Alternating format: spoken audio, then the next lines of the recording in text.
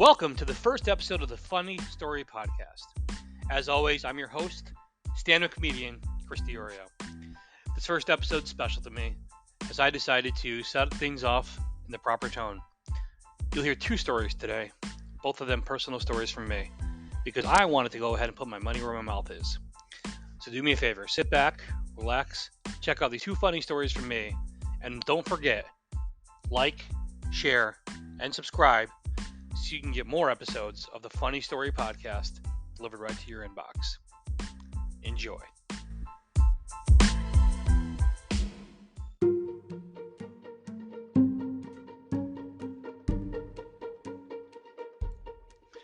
First, we have the story of how I became to be known as the Whitewalker.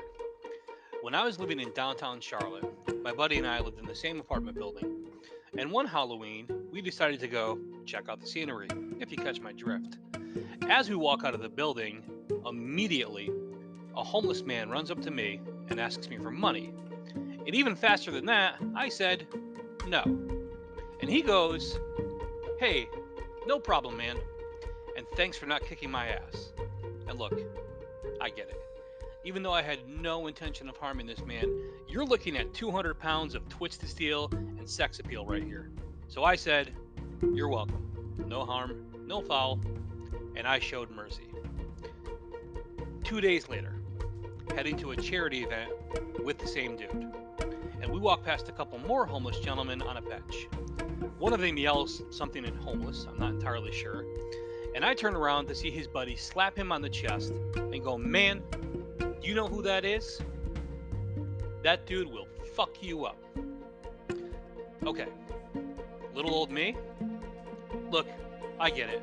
I can be intimidating, but I had no intention of harming this man either, so I didn't know what this is all about. And now my buddy, he's perplexed.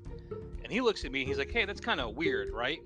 That's twice this week that a man without a home has thought that you were going to cause them bodily harm. Is everything okay in your home? And I said, look, man, these guns are open carry only, son. And I flexed my muscles. And he was like, I hate you. Well, that Sunday, 2 days after that, I'm with the same buddy walking back from a tailgate party. As we're walking back from that tailgate party, a guy pops up off a homeless bench, follows us, and I turn around. As soon as I turn around, he goes, no. That guy's going to beat my ass. So now my buddy is on another planet.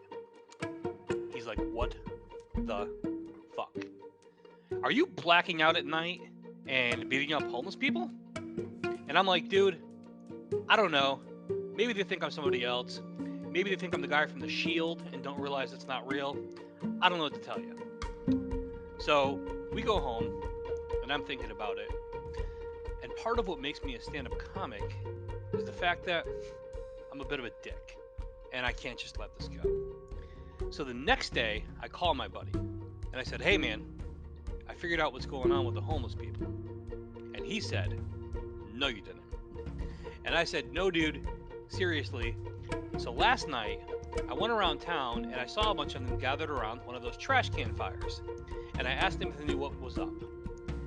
So they said, get this, apparently, they've spread word around town not to mess with me, and they call me the Whitewalker. And he was like, no they don't, and no you didn't. And I said, look man, fine. That kind of hurts my feelings that you want to believe your best friend, but okay, I get it if you're jealous.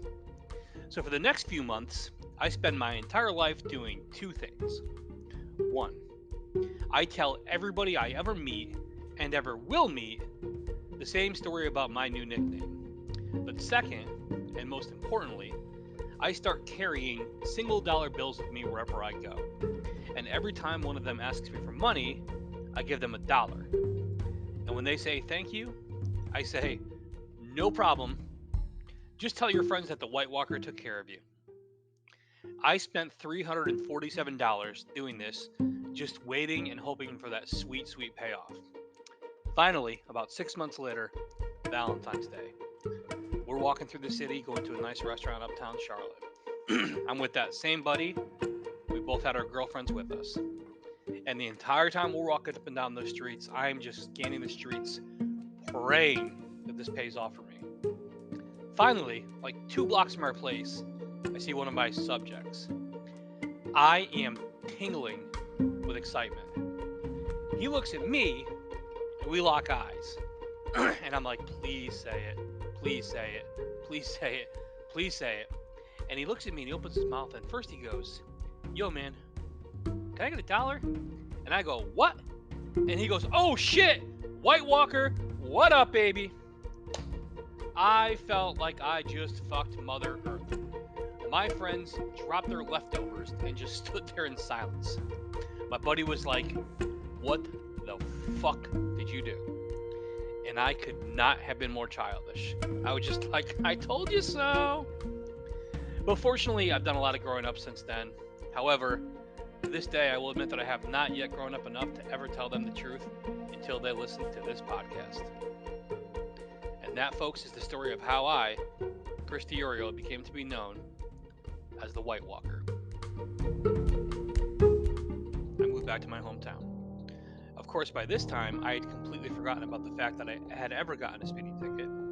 Well, a couple months after moving home, my buddy was killing time by searching our state's judicial website and looking up which one of his friends had arrest warrants. Hey, teach their own, right? So as he's doing his latchkey legal studies work, he happens to come across my name and sees that I have a warrant for my arrest. Yep, speeding ticket, turned court date, turned failure to appear, turned warrant for my arrest. So I try to do the right thing. I call up the police station and I say, hey, without disclosing my location, how can I go ahead and take care of this silly warrant? And the nice lady on the phone said, well, you have 2 options. You can go ahead and call a bail bondsman and have him come into the station with you. He'll charge you a couple $100, then he can bail you out on the spot. You get a new court date to come in and take care of the speeding ticket, and then you'll have to bring yourself to court. Or you can come in early in the morning and turn yourself in for free. One of our officers will give you a ride to court. You'll go in front of the judge, and as long as you have paid all the fees to have your license reinstated by the time you go to court, they'll just ask you to plead guilty or not guilty to the speeding ticket, and you'll be free to go from there. That sounds reasonable, I thought. I'll save myself a couple $100. So I contact the motor vehicle department and I pay all the fees, and the next morning I put on my best jumpsuit and turn myself into the police. Let me just give you a quick preview of how this is going to go. The nice lady on the phone entirely undersold the way this whole thing was going to go. 2 police officers come out, handcuff me, search me, take all my personal belongings, and put me in the back of a police car. Them bringing me to court meant, hey, you're now in our custody and you are officially a criminal who we've captured on a warrant. So when I got to the court, they of course searched me again, take my bag of belongings from the police, and take the handcuffs off. Then they put a different set of handcuffs on and added a nice pair of leg shackles. Then they don't let you sit in those nice wooden pews with the other people who are there for traffic tickets. You go in lockup with the other criminals who have been captured by the police on a warrant. I got there at 7:30 a.m. and by 8 a.m. I was a hardened criminal. For 4 hours, I sat there in silence, avoiding at all costs having to use the bathroom in front of everyone else while listening to my new friends tell their stories of why they're locked up, hoping to go, nobody asks me why I'm there, and I have to explain to people with face tattoos that I'm here because I went too fast on the highway. Finally, right before court goes on lunch break, they march me in front of the judge with a couple other members of the chain gang. So I go in front of the judge and explain the entire situation. Hey, I made a mistake, went too fast on the highway, completely forgot about this traffic ticket, moved out of state, the whole 9 yards. She said, sir, that's no problem. I understand. Just show me your reinstated license, and we will just ask you to pay a fee to the court, and you'll be free to go. And I respond, well, Your Honor, I would love to show you my license. However, all my stuff is locked up somewhere in this courthouse, and I can't get to it. She said, well, then we'll have to bring you back after the lunch break and have the bailiff bring your stuff from lockup. Great. Now, what I heard her say was after lunch, meaning like 1:30. Nope. I sat there in lockup until 4:30 p.m. 4 more hours to formulate a story about how I was actually there because I murdered a hooker, just in case anybody decided to ask. Finally, 4:30 p.m., it's my time to shine. I walk in front of the judge, I reintroduce myself, and I tell my story. She removes my license from my belongings, and she looks very confused. She says, "Sir, this is your old license. You have to bring me your new license. Do you have any proof that you have a new license?" And I said, "Shit, no, I don't. They have not sent that to me yet, and nobody told me to bring receipts." Things did not look well for me. She replies, "Well, sir, you're going to have to post bail here today, and then come back on another date and bring your new license with you, as well as a receipt showing that you paid the fees and your license has been fully reinstated." To which I reply, "Okay, that sounds good. So where do I go to pay this bail and get out of here?" She laughs, which does not make me comfortable at all. "Well, sir," she says, "you can't bail yourself out at court. You can only post bail either at the police station or at the state correctional facility when you arrive. You'll be processed into the state prison as an inmate, and once you've been processed, you'll be allowed to use a phone call to contact a bail bondsman, and assuming they can get to you in the allotted time frame, you'll be released on bail from the correctional facility." What the fuck? I thought I would be home by noon, and now it's dinner time, and I'm about to spend my night in an actual prison. 3 more hours I sit in the holding cell before getting marched into a van with a dozen other prisoners and thrown in the back. I am here for a speeding ticket. A fucking speeding ticket. We get to the prison, and I get fully processed as an inmate. They give me the orange jump shoe and the shoes, and they take my picture, and they give me an inmate identification card. I am fuming. 20 minutes in, and I'm already ready to turn my toothbrush into a shank and start stabbing people. I can see why this stuff happens so frequently now. As I'm getting processed, one of the correctional officers, Officer Rosenstein, calls my name and sees my bald head and goes, "Hey, Diorio, are you a skinhead?" And I say, "No, sir."